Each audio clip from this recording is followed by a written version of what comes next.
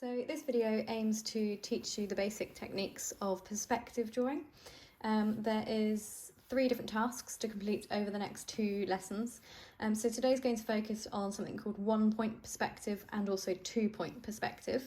The tools and equipment that you're going to need today is obviously a ruler, a rubber, a pencil that should be sharpened.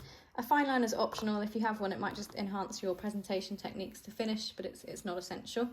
And to start off with, if you've got plain paper, please do use that. Otherwise you can use your exercise books if needed.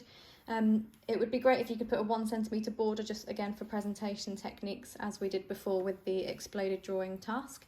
And so to start your perspective drawing, essentially you are going to need to very lightly draw a straight line across your page, just very lightly with pencil. And this is going to be called something called the horizon line. And the horizon line, you'll hopefully see as we go through the video, separates what would be sort of the sky with the ground. And on this horizon line, you will select where you would like to put something called the vanishing point. So in this case, I'm going to put the vanishing point just here, and I will mark that just by putting VP so that you can see that that is where the vanishing point is. And then to do perspective drawing, you can select anywhere in your space that's left, any space for you to draw shapes, which you will then connect to the vanishing point to create your perspective drawing. So to start with, I'm going to keep it really, really simple, and I'm literally just going to draw a square. Now, some of you might have had a go at this technique before, and it's a really accurate way, again, of showing 3D shapes. So once you're happy that you have drawn your square, what you will then start to do is connect all 4 of the corners of the square to your vanishing point. And I would, again, do this with a ruler and a pencil, but make sure that you're doing these lines really quite lightly, because eventually you will rub them out. So you connect all 4 corners to the vanishing point lightly with pencil. And then you will start to see that you have then got your square, which is almost becoming a 3D shape, but what we've got at the moment is kind of more of a pyramid shape. What you'd like to do is then look at creating this into an actual 3D box. When I then draw the lines, that they will become completely parallel.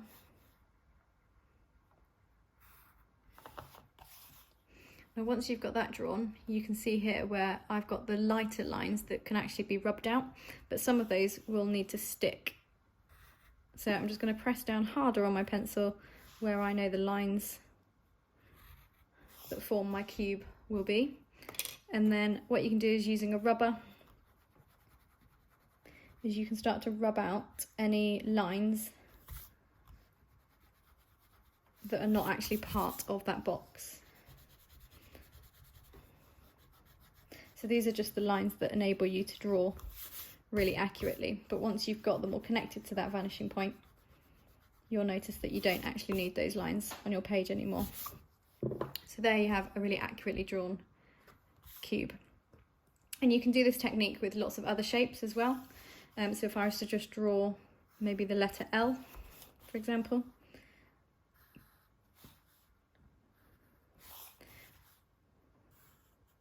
and again, make sure you're using your pencil and a ruler. When you draw the initial shape, I would press down quite hard with the pencil so that you know where all of your actual lines for the shapes are going to be kept. And then again, just making sure that you draw very lightly with pencil when you move to the vanishing point. So connect all of the corners from your shape, even if it means cutting through the actual letter. So this one is going to cut through the L. And then what you can start to do actually is, without even needing to measure, you will start to get an eye for where the shape needs to then go in order to create depth in the shape and create it so that it's more 3D. So in this case, I know that I need to create depth here, but I'm not going to draw down to the whole length of this. So I'm literally going to draw until it hits that line there that connects to the bottom. And then from there, what I can do is literally go straight across. Again, because I know that that line's going to hit the bottom corner. And then using just a bit more pressure with your pencil, you can start to draw the letter L And then once again with your rubber,